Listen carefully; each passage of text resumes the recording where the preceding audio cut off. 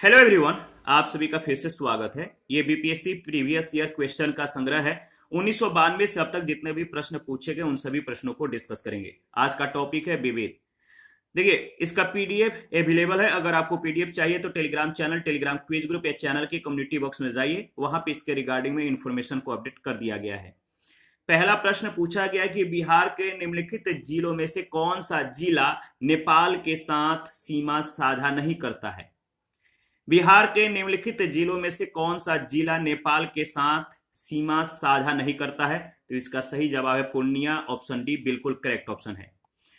बिहार के जो 7 जिले हैं ये नेपाल के साथ सीमा साझा करते हैं। इनको देख लेते हैं। बिहार नेपाल के साथ 729 किलोमीटर लंबी अंतर्राष्ट्रीय सीमा रेखा को जो है साझा करता है। बिहार के जो 7 जिले हैं जो नेपाल के साथ सीमा साझा करते हैं, ये जिले हैं सीतामढ़ी, किशनगंज, अररिया, सुपौल, मधुबनी, पूर्वी चंपारण, पश्चिमी चंपारण। सेकंड प्रश्न है, निम्नलिखित में से कौन सा भारत के लिए राज्य में मौजूदा एकमात्र यूनेस्को विश्व धरोहर स्थल है। निम्नलिखित में से कौन सा भारत के लिए राज्य में मौजूदा एकमात्र यूनेस्को विश्व धरोहर स्थल है। इसका सही जवाब है ई ऑप्शन। याद रखिएगा, यूनेस्को की विश्व धरोहर स्थल सूची में बिहार नालंदा महाविहार पुरातात्विक स्थल 2016 में शामिल हुआ और महाबोधि विहार या मंदिर 2002 में जो है शामिल हुए। ये दोनों शामिल हैं, याद रखिएगा, यूनेस्को की विश्व धरोहर स्थल सूची में। थर्ड नंबर है बिहार आर्थिक सर्वेक्षण। बिहार आर्थिक सर्वेक्षण पहली बार किस वित्तीय वर्ष के लिए प्रकाशित किया गया था। बिहार आर्थिक सर्वेक्षण पहली बार किस वित्तीय वर्ष के लिए प्रकाशित किया गया था। तो इसका सही जवाब है 2006-07 के लिए। बिहार सरकार ने वार्षिक आर्थिक सर्वेक्षण वित्तीय वर्ष 2006-07 से प्रस्तुत करना शुरू किया था। आर्थिक सर्वेक्षण 2021-22 जो है इस श्रृंखला का ये 16वां सर्वेक्षण है। याद रखिएगा, 21-22 का जो सर्वेक्षण था 16वां सर्वेक्षण था। 4 नंबर है, भारतीय वन अनुसंधान और शिक्षा परिषद ने वन आधारित समुदायों का समर्थन करने के लिए TIFAC के साथ समझौता ज्ञापन पर हस्ताक्षर किए हैं। ICFRE का मुख्यालय कहां स्थित है। ICFRE का मुख्यालय कहां स्थित है। तो याद रखिएगा देहरादून। डी ऑप्शन बिल्कुल करेक्ट ऑप्शन है। मार्च 2018 में पर्यावरण एवं जलवायु परिवर्तन मंत्रालय के तहत एक स्वायत्त परिषद भारतीय वानिकी अनुसंधान और शिक्षा परिषद जो है देहरादून और विज्ञान और प्रौद्योगिकी विभाग के तहत एक स्वायत्त परिषद प्रौद्योगिकी सूचना पूर्वानुमान और आकलन जो है परिषद नई दिल्ली के बीच या नई दिल्ली के मध्य एक सहमति पत्र पर हस्ताक्षर हुआ। यह सहमति पत्र आजीविका के अवसर मुहैया कराने और वन आधारित समुदायों की आय बढ़ाने के उद्देश्य से किया गया। 5 नंबर है, बाढ़ सुपर थर्मल पावर स्टेशन किस राज्य में स्थित है। बाढ़ सुपर थर्मल पावर स्टेशन याद रखिएगा बिहार में स्थित है, बिहार के पटना में। देखिए, बाढ़ सुपर थर्मल पावर स्टेशन जो है BSTPS पटना बिहार राज्य में अवस्थित है। प्रश्न संख्या 6 है, 10,000 ईसा पूर्व में विश्व की जनसंख्या कितनी थी। 10,000 ईसा पूर्व में विश्व की जो जनसंख्या थी वो कितनी थी। देखिए, कुछ विद्वानों ने इसका आकलन निम्नलिखित आंकड़ों में किया है। इसका सही जवाब हो जाएगा इनमें से कोई नहीं, ई ऑप्शन। 10,000 ईसा पूर्व में अगर बात करें तो विश्व की आबादी का अनुमान विभिन्न विद्वानों ने अलग अलग बताया। गोल्डविक 2 मिलियन कहते हैं, मैक एवेडी और जोन्स 4 मिलियन का आकलन करते हैं, थामलिन सन जो है 1 से 10 मिलियन का अनुमान लगाते हैं। उत्तर कोई भी चुनना जो है सही नहीं है। 7 नंबर है, पहला आदमी जिसने चांद पर अपना पैर रखा था वो आदमी कौन था। किस आदमी ने चांद पर अपना पहला पैर रखा, मतलब कि सबसे शुरुआती में चांद पर पैर रखने वाला जो व्यक्ति था, इसका नाम क्या था। तो आपको मालूम है, इसका सही जवाब है नील आर्मस्ट्रॉन्ग। नील आर्मस्ट्रॉन्ग के द्वारा चांद पर जो है पहली बार जो है पहल की गई थी। 20 जुलाई 1969 को नील आर्मस्ट्रॉन्ग चांद पर उतरने वाले ये पहले व्यक्ति थे। 8 नंबर है, बिहार का अद्वितीय त्योहार क्या है, फेस्टिवल क्या है। बिहार का अद्वितीय त्योहार फेस्टिवल क्या है। इसका सही जवाब क्या है बताइए। तो देखिए, इसका सही जवाब है छठ पूजा। बिहार में बहुत ज्यादा जो धूमधाम से मनाया जाता है, जिसका कह सकते हैं कि इंपॉर्टेंट है बिहार का जो या जो मतलब कि ये जो पर्व है बिहार का वो है छठ पूजा। छठ पर्व जो है बिहार में बहुत ही बेहतरीन ढंग से मनाया जाता है। ठीक है, इसके बाद अगर बात करें, अच्छा, छठ पूजा बिहार का अगर बात करें, जो छठ पूजा है बिहार का सबसे महत्वपूर्ण क्षेत्रीय त्योहार है। छठ पूजा को बिहार का महापर्व कहा जाता है। दीपावली से ठीक 6 दिन बाद कार्तिक मास के शुक्ल पक्ष के छठे दिन या ये जो है पूजा होती है, और इस पर्व पर सूर्यदेव और उनकी पत्नी उषा की पूजा की जाती है, याद रखिएगा। और अर्घ या अर्घ डाला जाता है, यानी जल दिया जाता है, जिसमें पहला अर्घ सूर्यास्त और दूसरा अर्घ सूर्योदय के समय डाला जाता है। दीपावली जिसे रोशनी का पर्व कहा जाता है, कार्तिक अमावस्या के दिन मनाए जाने वाले हिंदू धर्म का मुख्य पर्व है। बीसू केरल का प्राचीन उत्सव है। यह केरल वासियों के लिए नववर्ष का दिन होता है। यह मलयालम महीने मेष की पहली तिथि को मनाया जाता है। बीसू को आने वाले साल के लिए सौभाग्य और अच्छी किस्मत के आगमन का प्रतीक माना जाता है। विनायक चतुर्थी पर्व प्रत्येक वर्ष भगवान विनायक यानी गणेश के जन्म के अवसर पर भाद्रपद मास के शुक्ल चतुर्थी को महाराष्ट्र सहित संपूर्ण भारत में हिंदुओं के द्वारा मनाया जाने वाला यह त्योहार है। विनायक चतुर्थी महाराष्ट्र का मुख्य पर्व है, जिसे गणेश चतुर्थी भी कहते हैं। 9 नंबर, निम्नलिखित में से कौन सा शहर राष्ट्रीय राजमार्ग यानी NH2 पर स्थित नहीं है? तो यहां पर आप देखिए, शहर का नाम आप देख सकते हैं, बताना है कि वह कौन सा शहर है जो NH2 पर स्थित नहीं है। तो देखिए, इसका सही जवाब हो जाएगा 2010 में राष्ट्रीय राजमार्ग के पुनरीकरण के बाद जो है इनमें से कोई भी शहर राष्ट्रीय राजमार्ग यानी NH2 पर स्थित नहीं है, कोई भी। तो इसका सही जवाब जो है ऑप्शन में नहीं है, याद रखिएगा। और राष्ट्रीय राजमार्ग 2 जो है असम के डिब्रूगढ़ से जो है आरंभ होकर मिजोरम के तुइपंग तक जाता है। तो असम से मिजोरम तक ये जाता है। प्रश्न संख्या 10 है, बिहार में निम्नलिखित के द्वारा विमान सेवाएं उपलब्ध कराई जाती है? किसके द्वारा जो है बिहार में विमान सेवाएं जो है उपलब्ध कराई जाती है? अगर बात करें तो वर्तमान में अनेक विमान जो कंपनियां हैं इनके द्वारा बिहार में सेवाएं उपलब्ध कराई जा रही हैं, जिनमें से है air India express, Kingfisher airlines, go air, IndiGo, SpiceJet airlines, jet airways, Sahara airlines, royal Nepal airlines एवं जेट कनेक्ट एयरलाइंस आदि प्रमुख है। बिहार लोक सेवा आयोग के द्वारा जो है इस प्रश्न को मूल्यांकन से बाहर कर दिया गया था। 11 नंबर है, विश्व का सबसे ऊंचा कहे जाने वाला विश्व शांति स्तूप बिहार में कहां पर स्थित है? विश्व का सबसे ऊंचा कहे जाने वाला विश्व शांति स्तूप बिहार में कहां स्थित है, बताइए।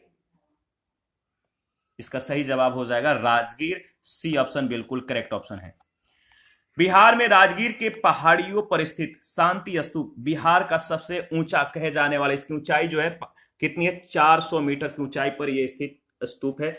विश्व शांति स्तूप के नाम से जाना जाता है। वैशाली स्थित शांति स्तूप की ऊंचाई 38 मीटर है, चौड़ाई 36 मीटर है, गुंबद का व्यास 20 मीटर है। 12 नंबर है, 9 नालंदा महाविहार किसके लिए विख्यात है? 9 नालंदा महाविहार किसके लिए विख्यात है? इसका सही जवाब क्या होगा, बताइए। तो देखिए, इसका सही जवाब हो जाएगा पाली अनुसंधान संस्थान के लिए। जो 9 नालंदा महाविहार है ये किसके लिए विख्यात है? तो पाली अनुसंधान संस्थान के लिए। 9 नालंदा महाविहार बौद्ध अध्ययन का आधुनिक केंद्र है, जिसे बिहार सरकार ने 1951 में नालंदा में स्थापित किया था। इस केंद्र में बौद्ध और पाली अनुसंधान संस्थान है। यहाँ बड़ी संख्या में श्रीलंका, जापान, कोरिया, तिब्बत, भूटान आदि देशों से पाली और बौद्ध अध्ययन पर अनुसंधान के लिए विद्यार्थी आते हैं। 13 नंबर है, पटना अंतर्राष्ट्रीय हवाई अड्डा निम्नलिखित से सीधे जुड़ा हुआ है, बताइए। पटना अंतर्राष्ट्रीय हवाई अड्डा किससे सीधा जुड़ा हुआ है? देखिए, अगर बात करें तो लोकनायक जयप्रकाश नारायण अंतर्राष्ट्रीय हवाई अड्डा पटना में है। जो अंतर्राष्ट्रीय हवाई अड्डा लोकनायक जयप्रकाश नारायण है, ये कहां पर है? पटना में स्थित है। इन स्थलों से ये सीधा जुड़ा हुआ है। किन किन स्थलों से ये सीधा जुड़ा हुआ है? तो Ahmedabad, Bengaluru, Kolkata, Colombo, Dubai, Abu Dhabi, Jammu, Kathmandu, Nagpur, Ranchi, Visakhapatnam, Chennai, Hyderabad, Mumbai, Goa, Lucknow, Pune, Srinagar, नई दिल्ली, वाराणसी आदि। तो याद रखिएगा। 14 नंबर है, पूर्वी मध्य रेलवे क्षेत्र का मुख्यालय कहां पर स्थित है? पूर्वी मध्य रेलवे क्षेत्र का मुख्यालय कहां पर स्थित है? तो हाजीपुर में। पूर्वी मध्य रेलवे क्षेत्र का मुख्यालय हाजीपुर में है। इसके अंतर्गत सोनपुर, समस्तीपुर, दानापुर, दीनदयाल उपाध्याय जो कि मुगल सराय को कहते हैं और धनबाद मंडल आते हैं। 15 नंबर है बिहार के उद्योग का कमिश्नर दफ्तर कहां स्थित है? बिहार के उद्योगों का कमिश्नर दफ्तर जो है वो कहां पर स्थित है?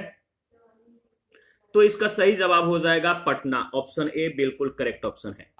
ठीक है, इसके बारे में अगर बात करें तो देखिए बिहार के उद्योग का कमिश्नर का कार्यालय पटना में स्थित है, याद रखिएगा। 16 नंबर है भारत में एक समय पश्चिम बंगाल और आंध्र प्रदेश में सीमित नक्सलवाद अब इन राज्यों में भी फैल चुका है। भारत में एक समय जो है पश्चिम बंगाल और आंध्र प्रदेश में सीमित नक्सलवाद अब इन राज्यों में भी फैल चुका है। तो इसका सही जवाब हो जाएगा उड़ीसा, छत्तीसगढ़, झारखंड और बिहार। ऑप्शन ए बिल्कुल करेक्ट ऑप्शन है। भारत का नक्सलवाद क्षेत्र अब उड़ीसा, छत्तीसगढ़, झारखंड, पश्चिम बंगाल, महाराष्ट्र, तेलंगाना और बिहार राज्य में विस्तारित हो चुका है। 17 नंबर है श्री निवारण चंद्र दास गुप्ता थे। श्री निवारण चंद्र दास गुप्ता जो थे वो कहां से थे? तो याद रखिएगा पुरुलिया से थे। श्री निवारण चंद्र दास गुप्ता का जो संबंध है पुरुलिया से है और इनका जन्म वर्तमान बांग्लादेश के विक्रमपुर में हुआ था। यह तत्कालीन बिहार के पुरुलिया जिला स्कूल के हेडमास्टर थे। इनकी कर्म भूमि तत्कालिक बिहार का पुरुलिया जिला ही रहा। 18 नंबर है बिहार में यद्यपि जमींदारी सांविधिक रूप से 1952 में हटा दी गई थी, तथापि भू नियंत्रण का सामाजिक आधार निम्नलिखित के हाथों रह गया। जमींदारी सांविधिक रूप से 1952 में हट गया था, भू नियंत्रण का सामाजिक आधार निम्नलिखित किनके हाथों में रह गया था? तो आपको बताना है। इसका सही जवाब है प्रधान जाति के हिंदू के हाथों में, यानी सी ऑप्शन। देखिए 1950 में जो है बिहार सरकार के द्वारा बिहार भूमि सुधार अधिनियम पारित किया गया, जिसे सर्वोच्च न्यायालय ने संतुति प्रदान की। 1954 और 1959 में इसमें संशोधन किया गया, लेकिन इस अधिनियम में कुछ व्यवस्था ऐसी थी जिसके तहत वे घर, बागीचा, तालाब, पुस्तकालय, व्यापार आदि के उद्देश्य से जमीन का एक बड़ा हिस्सा अपने अपने पास रख सकते थे। इसके अलावा कानून का क्रियान्वयन धीमा होने के कारण जो है जमीन पर प्रधान जातियों का कब्जा बना रहा, याद रखिएगा। 19 नंबर है बिहार के प्रमुख समाचार पत्र बिहारी के संपादक थे। बिहार के प्रमुख समाचार पत्र बिहारी के जो संपादक थे वो थे बाबू महेश्वर प्रसाद। बाबू महेश्वर प्रसाद बिहार के प्रमुख समाचार पत्र बिहारी के संपादक बाबू महेश्वर प्रसाद थे। इसके बाद है दक्षिण गंगोत्री स्थित है। दक्षिण गंगोत्री कहां स्थित है बताइए? तो देखिए दक्षिण गंगोत्री जो है अंटार्कटिका में स्थित है। डी ऑप्शन बिल्कुल करेक्ट ऑप्शन है। श्वेत महादेश के नाम से प्रसिद्ध दक्षिणी गोलार्ध में स्थित अंटार्कटिका में स्थापित भारत का पहला अनुसंधान केंद्र दक्षिण गंगोत्री था, जिसे वर्ष 1984 में स्थापित किया गया था। अब यह बंद हो चुका है। अंटार्कटिका में स्थापित भारत का दूसरा स्थायी शोध केंद्र मैत्री है। अंटार्कटिका के लार्स मैन हिल क्षेत्र में भारत का तीसरा अनुसंधान केंद्र स्थापित किया गया है, जिसका नाम भारती है। 21 है निम्नलिखित में से कौन सी पुस्तक तिलक ने लिखी? वह कौन सी पुस्तक है जो तिलक के द्वारा, बाल गंगाधर तिलक के द्वारा लिखा गया है? तो इसका सही जवाब क्या होगा बताइए? इसका सही जवाब है गीता रहस्य। गीता रहस्य को लिखने वाले कौन थे? तो तिलक। गीता रहस्य नाम ग्रंथ, जो गीता रहस्य नामक ग्रंथ जो है लोकमान्य की उपाधि से विभूषित बाल गंगाधर तिलक ने मांडले जेल में लिखा था। किस जेल में? मांडले जेल में। किसने? बाल गंगाधर तिलक ने। 22 नंबर है पुस्तक 1984 किसके द्वारा लिखी गई है? 1984 किसके द्वारा लिखी गई है? तो याद रखिएगा 1984 जो है ये लिखा गया है जॉर्ज ऑरवेल के द्वारा। George Orwell, C option. पुस्तक 1984 जॉर्ज ऑरवेल के द्वारा लिखी गई है। 23 नंबर है खेल कूद में उत्कृष्टता के लिए कौन सा पुरस्कार दिया जाता है? खेल कूद में उत्कृष्टता के लिए कौन सा पुरस्कार दिया जाता है? तो अर्जुन पुरस्कार। बी ऑप्शन बिल्कुल करेक्ट ऑप्शन है। देखिए अगर बात करें दिए गए विकल्पों में खेल कूद में उत्कृष्टता के लिए अर्जुन पुरस्कार दिया जाता है। खेल कूद में उत्कृष्टता के लिए दिए जाने वाला सर्वोच्च पुरस्कार मेजर ध्यानचंद यानी पूर्व में राजीव गांधी खेल रत्न पुरस्कार है। मेजर ध्यानचंद खेल रत्न पुरस्कार तथा अर्जुन पुरस्कार खिलाड़ियों को उनकी 4 साल की उपलब्धियों के आधार पर दिए जाते हैं। ये पुरस्कार राष्ट्रीय युवा एवं खेल मंत्रालय के द्वारा दिए जाते हैं। मेजर ध्यानचंद खेल रत्न तथा अर्जुन पुरस्कार प्रतिवर्ष प्रदान किए जाते हैं। मेजर ध्यानचंद खेल रत्न के तहत खिलाड़ी को एक मेडल, प्रमाण पत्र और 7.5 लाख रुपए की पुरस्कार राशि दी जाती है। अर्जुन पुरस्कार के तहत खिलाड़ियों को एक प्रतिमा, प्रमाण पत्र और 5 लाख रुपए की राशि प्रदान की जाती है। 24 नंबर है, निम्नलिखित में से किस विदेशी नागरिक को भारत रत्न प्रदान किया गया है? किस विदेशी नागरिक को भारत रत्न प्रदान किया गया है? तो याद रखिएगा, यह प्रश्न बहुत बार पूछा गया है। नेल्सन मंडेला इसका सही जवाब हो जाएगा। नेल्सन मंडेला को जो है भारत रत्न दिया गया था। ये पहले विदेशी नागरिक थे। नेल्सन मंडेला को दक्षिण अफ्रीकी गोरी सरकार के विरुद्ध जो है गांधीवादी मूल्यों के आधार पर आंदोलन चलाने और दक्षिण अफ्रीका के गोरी सरकार के द्वारा फैलाए गए जाति विद्वेष को समाप्त करने यानी शांतिपूर्ण ढंग से के लिए जो है 1990 में भारत रत्न पुरस्कार को दिया गया। 25 नंबर है, चुने हुए देशों की अर्थव्यवस्था के संबंध में निम्नलिखित में से कौन सा कथन सही नहीं है? चुने हुए देशों की अर्थव्यवस्था के संबंध में निम्नलिखित में से कौन सा कथन सही नहीं है? इसका सही जवाब जो हो जाएगा, जो कथन सही नहीं है, वो है ऑप्शन ए। संयुक्त राज्य अमेरिका विश्व का 50% से अधिक मक्का पैदा करता है, किंतु निर्यात विश्व के निर्यात का मात्र 3% ही करता है। यह कथन सत्य नहीं है। क्यों सत्य नहीं है, इसके बारे में डिस्कस करेंगे। FAO की वेबसाइट पर अगर बात करें तो 2020 के नवीनतम आंकड़े के अनुसार ऑस्ट्रेलिया विश्व का बड़ा ऊन उत्पादक यानी 25% ऊन उत्पादन करता है और 40% निर्यातक है।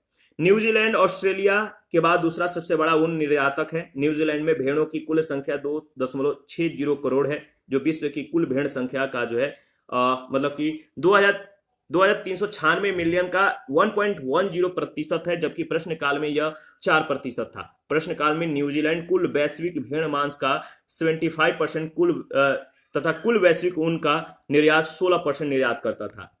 यूएसए विश्व का लगभग 35% मक्का पैदा करता है, साथ ही वह विश्व का सबसे बड़ा मक्का निर्यातक भी है। अमेरिका विश्व के मक्का निर्यात का 36% जो है निर्यात करता है, याद रखिएगा, इसलिए ये असत्य कथन है। 26 नंबर है, इजराइल और PLO के बीच प्रथम सीधी बैठक कब हुई, कहां पर हुई? तो कब हुई आपको कमेंट करके बताना है कहां पर हुई। तो इजराइल और PLO के बीच प्रथम सीधी बैठक, डायरेक्ट जो सिटिंग हुई, बैठक हुई, वो मैड्रिड में हुआ था। कहां पर? मैड्रिड में। तो PLO और इजराइल के बीच पहली बैठक जो है जिसमें दोनों पक्षों के प्रतिनिधियों ने आमने सामने बैठकर बातचीत की, वार्ता की, मैड्रिड में नवंबर 1991 में हुई थी। इस बैठक के प्रथम सूत्रधार तत्कालीन अमेरिकी विदेश मंत्री जेम्स बेकर थे। कौन? जेम्स बेकर, ये याद रखिएगा। 27 नंबर है, विश्व व्यापार संगठन यानी WTO के प्रथम अध्यक्ष कौन थे? वर्ल्ड ट्रेड ऑर्गेनाइजेशन के प्रथम अध्यक्ष थे पीटर सदरलैंड। कौन? Peter Sutherland. बी ऑप्शन बिल्कुल करेक्ट ऑप्शन है। WTO की स्थापना गैट के स्थान पर 1 जनवरी 1995 को की गई थी। ऐसे परिस्थिति में गैट के तत्कालीन महानिदेशक पीटर सदरलैंड को ही WTO का महानिदेशक नियुक्त किया गया था। WTO के विधिवत निर्वाचित प्रथम महानिदेशक रूनेटो रुगेरियो जो है, ठीक है, प्रश्न में केवल WTO के प्रथम अध्यक्ष के बारे में पूछा गया, इसीलिए विकल्प बी सही है। वर्तमान में नगोजी ओंकोजो इवेला महानिदेशक हैं WTO के। इस पद पर नियुक्त होने वाले ये पहली महिला है। कौन है? Ngozi ओंकोजो Iweala. 28 नंबर है, दामोदर घाटी निगम कब स्थापित हुई? बताइए, दामोदर नदी घाटी जो है कब स्थापित हुई? दामोदर घाटी निगम जो है 1948 में स्थापित हुआ था। सी ऑप्शन बिल्कुल सही जवाब है। इसके बारे में अगर बात करें तो केंद्र, याद रखिएगा, जो सेंटर है केंद्र बिहार और पश्चिम बंगाल के सहमति के बाद केंद्र ने मार्च 1948 में दामोदर घाटी निगम अधिनियम पारित किया। इस अधिनियम के तहत 7 जुलाई 1948 को भारत की प्रथम बहुउद्देशीय नदी घाटी परियोजना दामोदर घाटी निगम अस्तित्व में आई। 29 नंबर है, भद्रावती इस्पात केंद्र स्थित है। भद्रावती इस्पात केंद्र कहां पर स्थित है, किस नदी पर स्थित है?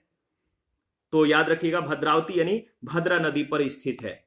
भद्रावती इस्पात केंद्र कर्नाटक राज्य में बाबा बूदन पहाड़ी श्रृंखला के समीप भद्रा नदी पर स्थित है। बाबा बूदन श्रृंखला की पहाड़ी में जो लोहा, मैग्नीज और चूना पत्थर के खनिज जो है प्राप्त किए जाते हैं। 30 नंबर है स्वर्णिम त्रिकोण का तात्पर्य क्या है? स्वर्णिम त्रिकोण, स्वर्णिम त्रिकोण का जो या गोल्डन ट्रायंगल जो बोलते हैं, किस किस को मिलाकर बोलते हैं? तो याद रखिएगा, थाईलैंड म्यांमार के नशीले पदार्थों के उत्पादन करने वाले क्षेत्रों को गोल्डन ट्रायंगल बोलते हैं, थाईलैंड म्यांमार आदि के। इसके बारे में अगर बात करें तो स्वर्णिम त्रिकोण एशिया के दो मुख्य अवैध अफीम उत्पादन क्षेत्रों में से एक है। देखिए 3,50,000 वर्ग किलोमीटर, कितना? 3,50,000 वर्ग किलोमीटर में विस्तृत स्वर्ण त्रिकोण या गोल्डन ट्रायंगल के अंतर्गत दक्षिण पूर्व एशिया के 4 देश जो है वियतनाम, म्यांमार, लाओस और थाईलैंड आते हैं। दक्षिण पूर्व एशिया का दूसरा कुख्यात अवैध अफीम उत्पादक क्षेत्र अफगानिस्तान है। अफगानिस्तान, पाकिस्तान और ईरान को मिलाकर बनाने वाले क्षेत्र को स्वर्णिम जो है अर्धचंद्र कहते हैं, तो याद रखिएगा। इसके बाद 31 है South Asian Coalition, South Asian Coalition on Child Servitude report के अनुसार भारत में बंधुआ बच्चों की संख्या कितनी है? South Asian Coalition on Child Servitude report के अनुसार भारत में बंधुआ बच्चों की जो संख्या है वो है 5.5 करोड़, 5.5 करोड़। दक्षिण एशिया के 60 गैर सरकारी संगठनों के द्वारा 1989 में गठित South Asian Coalition on Child Servitude के द्वारा 21 मई 1993 को बाल मजदूरी पर प्रकाशित रिपोर्ट के अनुसार भारत में बाल मजदूरों की संख्या 5.5 करोड़ थी। इसके विपरीत तत्कालीन केंद्रीय मंत्री पूर्णो ए संगमा के अनुसार भारत में 14 वर्ष से कम आयु वाले बाल मजदूरों की संख्या 1.7 करोड़ थी। इसके बाद 32 है सबसे अधिक तेल निर्यातक देश कौन सा है? सबसे अधिक तेल निर्यातक जो देश है वो कौन सा है? तो देखिए अगर बात करें सबसे अधिक तेल निर्यातक जो देश है वह है सऊदी अरब।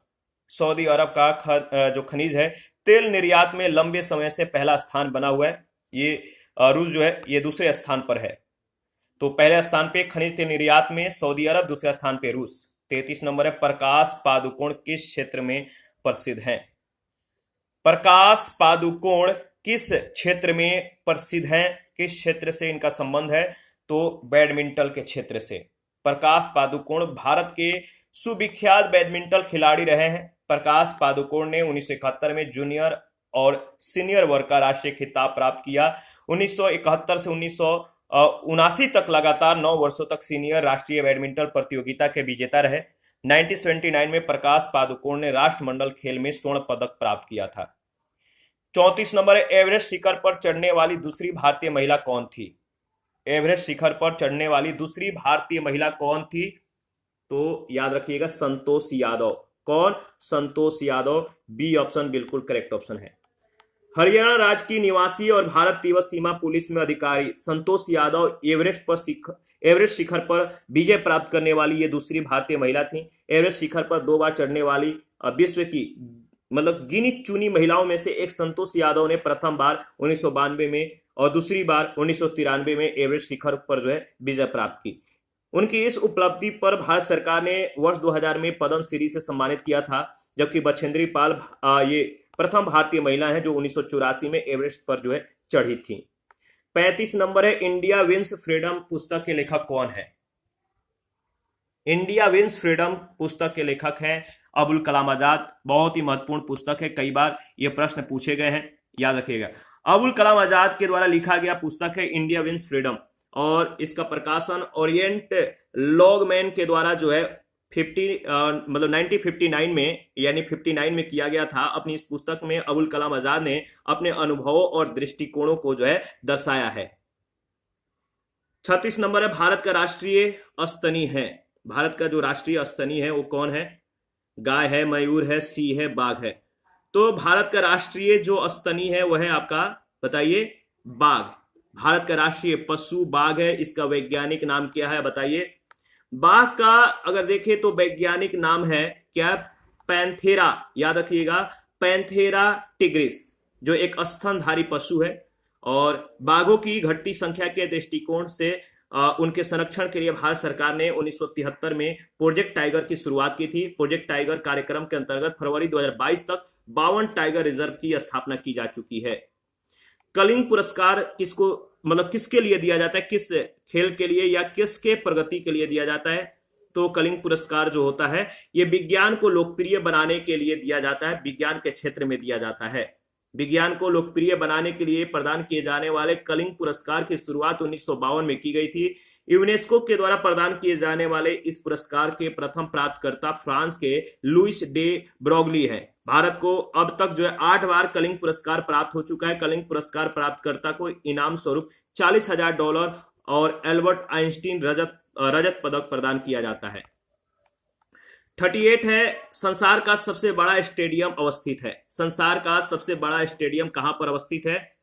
इसका जो सही जवाब होना चाहिए ऑप्शन में नहीं है। Guinness book of world record और ओलंपिक के वेबसाइट के अनुसार अगर बात करें, Guinness book of world record और ओलंपिक की वेबसाइट के अनुसार कोरिया गणराज्य के प्योंगयांग में स्थित फुटबॉल के सबसे बड़े स्टेडियम एनग्राडो में डे स्टेडियम की दर्शक क्षमता 1,50,000 और विश्व का सबसे बड़ा cricket stadium Narendra Modi stadium Motera Gujarat में, जिसकी दर्शक क्षमता 1,32 लाख है। यानी 1,32,000, याद रखिएगा। इसके बाद 39 है, autobiography of an unknown Indian किसने लिखा है? Autobiography of an unknown Indian लिखा है किसने? नीदर सी चौधरी ने। The autobiography of an unknown India, the autobiography of unknown India भारतीय मूल के लेखक नीरज सी चौधरी के द्वारा 1951 में लिखा गया है। आत्मकथात्मक विधा में रचित इस पुस्तक को नीरज सी चौधरी ने 1897 में जो है किशोरगंज यानी वर्तमान में बांग्लादेश में स्थित अपने जन्म से प्रारंभ किया। इस पुस्तक में उन्होंने अपने मानसिक और बौद्धिक विकास, कलकत्ता में अपने जीवन के विकास, प्रतीक चिन्हों के ह्रास के अपने अनुमान का चित्रण किया है और भारतीय परिस्थितियों में परिवर्तन और ऐतिहासिक ताकत के भारत से निष्कासन को अपनी पुस्तक में जो है एक भयावह अनुभव को बताया है। 40 नंबर है, अनीता रॉडिक किसकी लेखिका है? अनीता रॉडिक किसकी लेखिका है? तो इसका सही जवाब हो जाएगा option C, business as unusual. Business as unusual, Anita Roddick ने बिजनेस एज अनयूजुअल की रचना जो है 2001 में की थी। अनीता रॉडिक की अन्य कृतियां हैं body and soul, take it personally, a revolution in kindness. इसके अतिरिक्त अनीता रॉडिक ने getting to the better future, a matter of conscious choosing की रचना जो है जॉन ई रेनेस और the nonsense guide to fair trade की रचना डेविस रैनसम के साथ मिलकर की है। 41 है, ग्रीन पीस क्या है? हरित शांति। ग्रीन पीस क्या है? तो ग्रीन पीस जो पर्यावरण समर्थकों का एक अंतरराष्ट्रीय संगठन है। सी ऑप्शन बिल्कुल करेक्ट ऑप्शन है। देखिए, ग्रीन पीस पर्यावरण कार्यकर्ताओं का एक समूह है। इसकी स्थापना कनाडा के ब्रिटिश कोलंबिया प्रांत के वैंकूवर शहर में 1971 में अमेरिका के द्वारा अलास्का में परमाणु अस्त्र परीक्षण का विरोध करने के लिए किया गया था। विश्व का प्रमुख पर्यावरण संगठन ग्रीन पीस व्हेल मछली के शिकार, ठीक है, वैश्विक उष्मन यानी ग्लोबल वार्मिंग, जो ग्रीन पीस है ये मछली जो व्हेल मछली है इसके शिकार, ग्लोबल वार्मिंग, प्राचीन वनों के ह्रास, परमाणु शक्ति, जीन अभियांत्रिकी के विरोध में विश्व जनमत बनाने के लिए जाना जाता है। ग्रीन पीस इंटरनेशनल का मुख्यालय एम्स्टर्डम में है। 42 है, दक्षिण अफ्रीका की नई संसद में राष्ट्रीय सभा और सीनेट की जो शक्ति है वो क्या है? यानी इनकी जो सदस्य संख्या है कितनी है? राष्ट्रीय सभा में कितनी है, सीनेट में कितनी है? तो राष्ट्रीय सभा में 400, सीनेट में 90। राष्ट्रीय सभा क्या है? तो दक्षिण अफ्रीका की नई संसद राष्ट्रीय सभा में जो है 400 सीटें हैं। दक्षिण अफ्रीका के संविधान के अनुसार विभिन्न पार्टियों को समान चुनाव में प्राप्त वोट प्रतिशत के बराबर राष्ट्रीय सभा में सीट को आवंटित की जाती है। मान लीजिए किसी राजनीतिक दल को चुनाव में 40% वोट मिले हैं तो राष्ट्रीय सभा में उसे 40% यानी 160 सीटें प्राप्त होंगी। ठीक है, सीनेट का मतलब है दक्षिण अफ्रीका में संसद के दूसरे सदन को सीनेट के रूप में जाना जाता है। इसका गठन 1994 में किया गया था। 1996 में नए संविधान के अंगीकरण के साथ ही सीनेट का नाम बदलकर राज्यों की राष्ट्रीय परिषद कर दिया गया। इसकी सदस्य संख्या 90 है। स्टैच्यू ऑफ लिबर्टी कहां पर बना हुआ है? स्टैच्यू ऑफ लिबर्टी बताइए, कमेंट कीजिए। स्टैच्यू ऑफ लिबर्टी संयुक्त राज्य अमेरिका में बना हुआ है। कहां पर बना हुआ है? तो यूएसए में। अगर बात करें तो स्टैच्यू ऑफ लिबर्टी का निर्माण फ्रांस में हुआ था। स्टैच्यू ऑफ लिबर्टी मूर्ति के मूर्तिकार फ्रेडरिक ऑगस्टे बार्थोलोडी हैं, जिस पर इसे स्थापित किया गया है। उसके वास्तुविद अलेक्जेंडर गुस्ताव एफिल है। स्टैच्यू ऑफ लिबर्टी को फ्रांस ने फ्रांस अमेरिकी दोस्ती के प्रतीक के रूप में अमेरिकी स्वतंत्रता की 100वीं वर्षगांठ पर 28 अक्टूबर 1886 को अमेरिका को भेंट स्वरूप प्रदान किया था। यह मूर्ति न्यूयॉर्क बंदरगाह के एलिस आइलैंड पर स्थापित है।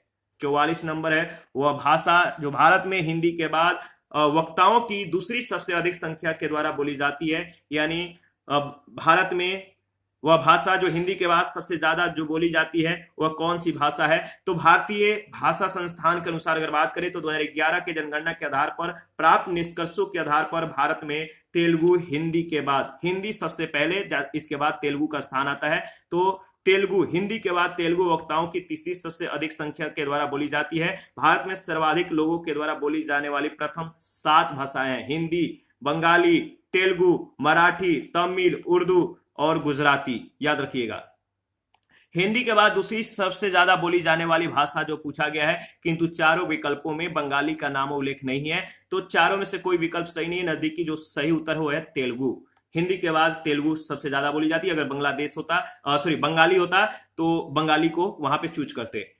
45 नंबर है यूनेस्को की कार्य भाषाएं हैं। यूनेस्को की जो कार्य होता है किन किन भाषाओं में होता है? तो देखिए, यूनेस्को की जो कार्य भाषाएं हैं, जिस भाषा में कार्य किए जाते हैं, अंग्रेजी में, फ्रेंच में और रूसी भाषा में।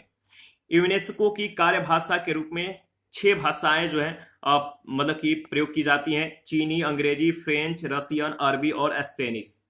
46 है लाइफ डिवाइन नामक पुस्तक के लेखक कौन है? लाइफ डिवाइन नामक पुस्तक के लेखक हैं, याद रखिएगा, अरविंद घोष। लाइफ डिवाइन अरविंद घोष के द्वारा 2 भागों में लिखित 58 अध्यायों में विभक्त पुस्तक है। इस पुस्तक में अरविंद घोष ने अपने अंतर्ज्ञान के आधार पर पश्चिमी विचार और पूर्वी अध्यात्मवाद का संश्लेषण जो है पेश किया है। इस पुस्तक के अतिरिक्त अरविंद घोष ने आध्यात्मिक कविता सावित्री, गीता पर निबंध तथा द फ्यूचर ऑफ पोएट्री आदि लेख एवं कविताएं लिखी हैं। ठीक है, the ideal of human unity भी लिखा है, द ह्यूमन साइकिल भी, ये सभी याद रखिएगा। द मूर्स लास्ट साई के लेखक हैं। द मूर्स लास्ट साई के लेखक कौन है बताइए? तो देखिए इसका सही जवाब हो जाएगा, अगर बात करें तो द मूर्स लास्ट साई के लेखक हैं, वो है, नाम है सलमान रुश्दी। सलमान रुश्दी, बी ऑप्शन बिल्कुल करेक्ट ऑप्शन है। द मूर्स लास्ट साई के लेखक भारतीय मूल के लेखक सलमान रुश्दी हैं। रुश्दी के द्वारा 1995 में प्रकाशित इस पुस्तक की पृष्ठभूमि मुंबई और कोचीन है। सलमान जो रुश्दी हैं, इन्होंने अपने विचारों में विरोध को पुस्तक का मूल विषय बनाया। यह दिखाया कि विचारों में इन विरोधों का समाधान व्यक्तिगत हित के आधार पर किया जाता है। 48 है निम्नलिखित देशों में से कौन अमेरिकी शस्त्रों का सबसे बड़ा खरीदार है? निम्नलिखित देशों में कौन अमेरिकी शस्त्रों का सबसे बड़ा खरीदार है? तो आपका सही जवाब हो जाएगा सऊदी अरब। अमेरिकी सरकार के विदेशी शस्त्र बिक्री समझौता रिपोर्ट के अनुसार अमेरिका के द्वारा जो 1950 से 1995 की अवधि में किए गए शस्त्र बिक्री का सबसे बड़ा जो खरीदार था वो था सऊदी अरब। सिप्री की 2021 रिपोर्ट के अनुसार 2016-20 के बीच विश्व के 5 बड़े हथियार निर्यातक देश हैं यूएसए, रूस, फ्रांस, जर्मनी और चीन, जबकि 5 बड़े आयातक देश हैं सऊदी अरब, भारत, मिस्र, ऑस्ट्रेलिया और चीन। संयुक्त राज्य अमेरिका के कुल निर्यात का 24% यानी सबसे ज्यादा सऊदी अरब को जाता है। इसी के साथ आज का सेशन समाप्त करते हैं। नेक्स्ट सेशन में बचे हुए प्रश्नों को कवर करेंगे और इसके बाद आपका पूरा जो सेशन है यानी जो प्रीवियस ईयर क्वेश्चन है बीपीएससी से रिलेटेड ये सभी समाप्त हो जाएंगे, टॉपिक वाइज समाप्त हो जाएंगे। ठीक है, और हर जो क्वेश्चन है इन सभी क्वेश्चनों को गहरे तौर पे हम लोगों ने अध्ययन करके जो है फिनिक्स किया है। तो आप अपना प्रतिक्रिया देते रहिएगा, आपके प्रतिक्रियाओं का हमें बेसब्री से इंतजार रहता है। जिन लोगों ने Telegram channel, Telegram quiz group, Facebook page, Instagram को ज्वाइन नहीं किया है, वीडियो के डिस्क्रिप्शन बॉक्स में उसका लिंक है, आप ज्वाइन कर सकते हैं। थैंक यू, मिलते हैं नेक्स्ट सेशन में।